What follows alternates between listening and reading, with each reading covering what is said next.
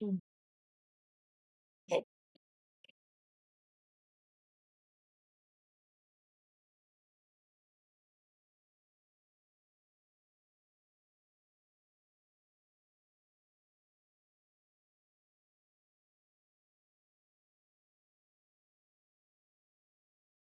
Trigonal बाइपिरामिड।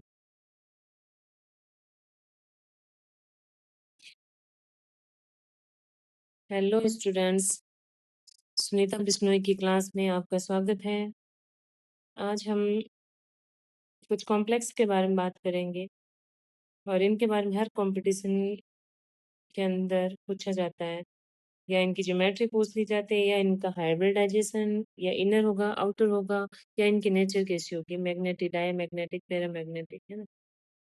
तो सबसे पहला एग्जांपल है इसमें K4 Fe के होल ट्वाइस 6।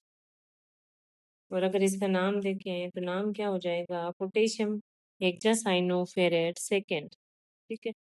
ऑक्सीडेशन नंबर आपको निकालना आता ही होगा, जैसे कि मान लो +4 इसका हो गया, आयरन का मान लो हम x मान लें, और एक साइनाइड का -1, तो 6 के लिए -6। तो जब x का मान निकालेंगे तो कितना आ जाएगा, +2, है ना। तो इसी वजह से नाम क्या हो गया, पोटेशियम हेक्सासाइनोफेरेट सेकेंड। अब इसमें हाइब्रिडाइजेशन देखें तो T2sp3 ज्योमेट्री ऑक्टाहेड्रल, और इनर आउटर में से कॉम्प्लेक्स कैसा होगा, इनर टाइप का होगा। इनर टाइप का कैसे हुआ कि जो अंदर वाले डी ऑर्बिटल्स और बाहर वाले डी ऑर्बिटल्स होते हैं, अगर अंदर वाले डी ऑर्बिटल्स भाग लेते हैं तो हम उसको कैसा मानते हैं, इनर, और बाहर वाले भाग लेते हैं तो उसको हम कह देते हैं आउटर। और ऐसा कब होता है, ऐसा लिगेंड पर डिपेंड करते हैं, लिगेंड से निर्धारित होता है कि आउटर होगा कि इनर होगा। अगर स्ट्रॉन्ग लिगेंड है तो इलेक्ट्रॉन की पेयरिंग हो जाती है, और पेयरिंग होने के कारण अंदर वाले डी ऑर्बिटल्स भाग लेते हैं। तो पेयरिंग नहीं होती है तो बाहर वाले डी कक्षक भाग लेते हैं। अनपेयर्ड इलेक्ट्रॉन यहाँ पर 0, nature diamagnetic. K3FeCN6 potassium hexacyanoferrate third. तो इसमें कितना आएगा, oxidation number 3। Hybridization G2sp3 octahedral geometry, inner type का कॉम्प्लेक्स, अनपेयर्ड इलेक्ट्रॉन की संख्या 1, नेचर हो जाएगी paramagnetic. K3FeF6 potassium hexafluorido ferrate third. तो इसमें हाइब्रिडाइजेशन हो जाएगा sp3d2। क्यों, क्योंकि अब पहले इन दोनों के अंदर आपने देखा टी कक्षक पहले आ रहे हैं, यानी D2 और sp3, जबकि यहाँ पर हम देख रहे हैं sp3d2। तो ऐसा क्यों हुआ, क्योंकि लिगेंड कैसा है, वीक लिगेंड है, और वीक लिगेंड होने के कारण इलेक्ट्रॉन की पेयरिंग नहीं होती। इलेक्ट्रॉनों की पेयरिंग ना होने के कारण डी कक्षक हमें कौन से मिलेंगे, बाहर वाले। हाइब्रिडाइजेशन कैसा हो जाएगा, sp3d2 ज्योमेट्री हो जाएगी ऑक्टाहेड्रल, कॉम्प्लेक्स आउटर टाइप का होगा, अनपेयर्ड इलेक्ट्रॉन 5 और पैरामैग्नेटिक नेचर। FeCO6 पेंटा कार्बोनिल आयरन, और ऑक्सीडेशन नंबर यहाँ पर कितना हो जाएगा, 0। हाइब्रिडाइजेशन संकरण क्या हो जाएगा, DsP3। सॉरी, यहाँ पर कार्बोनिल जो है 5 ही होंगे, ना कि 6। तो संकरण हो जाएगा DsP3, और जो ज्योमेट्री है TBP, यानी कि ट्राइगोनल बाई पिरामिडल, इसकी ज्योमेट्री हो जाएगी, इनर टाइप का कॉम्प्लेक्स हो जाएगा। अनपेयर्ड इलेक्ट्रॉन यहाँ पर 0 हो जाएंगे, और नेचर कैसे हो जाएगी, डायमैग्नेटिक, क्योंकि इलेक्ट्रॉन अनपेयर्ड इलेक्ट्रॉन 0 है। 0 होने के कारण आपको हमेशा याद रखना कि नेचर कैसी होगी, डायमैग्नेटिक होगी। और अनपेयर्ड इलेक्ट्रॉन अगर 1 2 3 4 5 जितने भी हैं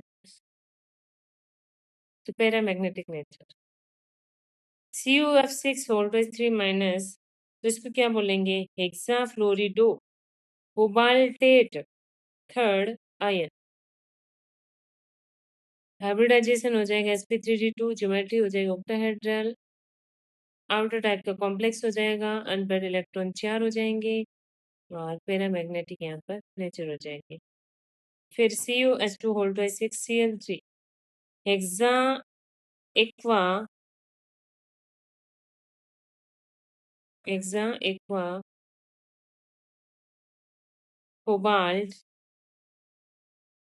थर्ड क्लोराइड D2sp3 इसमें hybridization geometry octahedral inner type का complex unpaired electron 0 diamagnetic nature K3Cu whole Cn के whole by 6 potassium hexacyano cobaltate third इसका नाम हो जाएगा D2sp3 संकरण हो जाएगा octahedral geometry inner complex unpaired electron 0 diamagnetic nature MnCl4 bracket 1 2 minus तो इसका अगर नाम देखें तो क्या हो जाएगा टेट्राक्लोरिडो मैग्नेट सेकेंड आयन तो इसमें संकरण क्या हो जाएगा sp3 टेट्राहेड्रल इसकी स्ट्रक्चर हो जाएगी अनपेयर्ड इलेक्ट्रॉन 5 हो जाएंगे और पैरामैग्नेटिक नेचर हो जाएगी FeS2 की voltage 5 dot NO bracket 1 SO4 तो नाम अगर इसका देखें तो क्या हो जाएगा penta aqua nitrosyl iron first sulphate ये इसका नाम हो जाएगा sp3D2 हाइब्रिडाइजेशन हो जाएगा ऑक्टाहेड्रल स्ट्रक्चर हो जाएगी आउटर कॉम्प्लेक्स हो जाएगा N की संख्या 3 हो जाएगी अनपेयर्ड इलेक्ट्रॉन 3 और पैरामैग्नेटिक नेचर फिर MnNH3 गोल्ड 6 SO4 नाम अगर देखें इसका तो क्या हो जाएगा हेक्सा एमीन हेक्सा